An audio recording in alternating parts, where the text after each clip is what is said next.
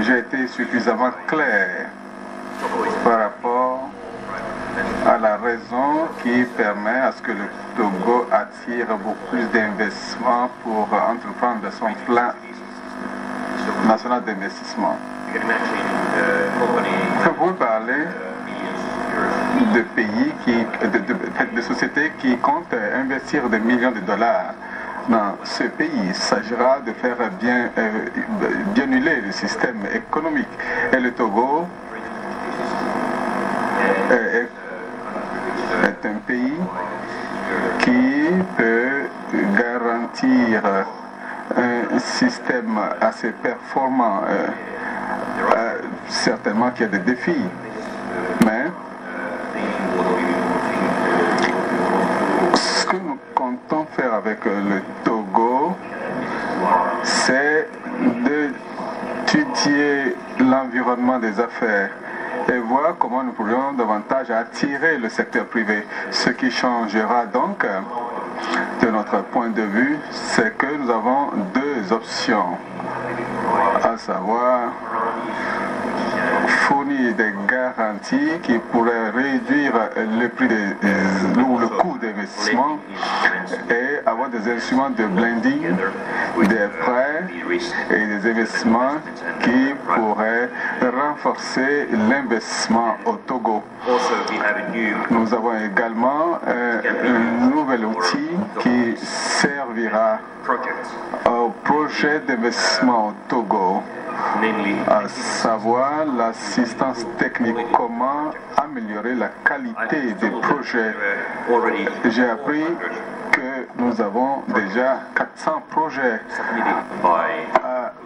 proposés par les entreprises togolaises. À cet effet, je pense que certains de ces projets intéresseraient des investisseurs européens. S'il y a lieu que notre commission puisse aider à améliorer ces projets, les rendre beaucoup plus concrets, cela permettrait d'attirer beaucoup plus d'investissements.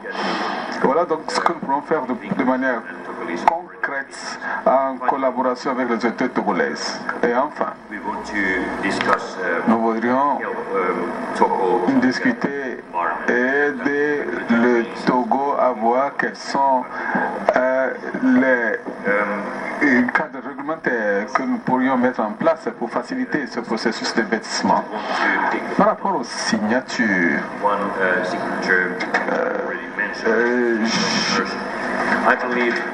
alors, par rapport à cette signature avec la Chambre du commerce, cela certainement apportera une valeur ajoutée à ce qui se fait déjà avec les sociétés de l'Union européenne et pour nous permettre d'être beaucoup plus utile au Togo en matière de réformes nécessaires pour le décollage économique du pays.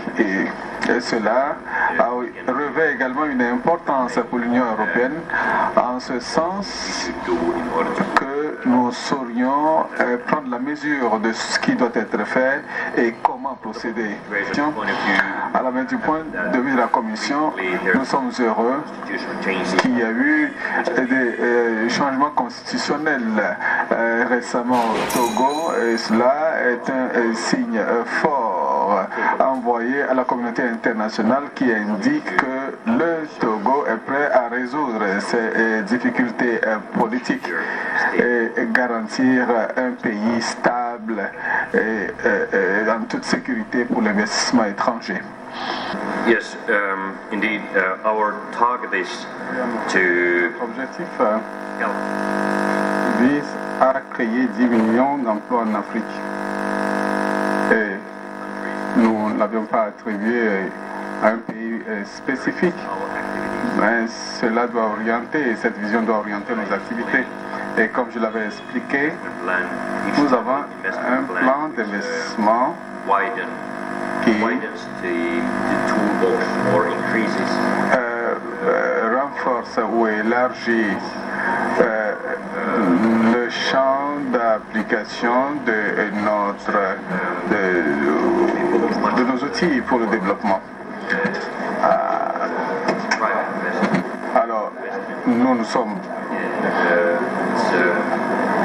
intéressés au secteur privé pour cet envol et dans nos différents pays.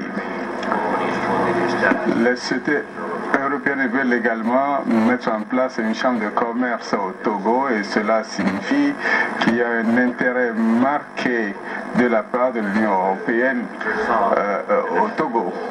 Par rapport également aux réformes nationales envisagées, nous avions un nombre de propositions de la part de l'Union européenne et qui concerne également le Togo.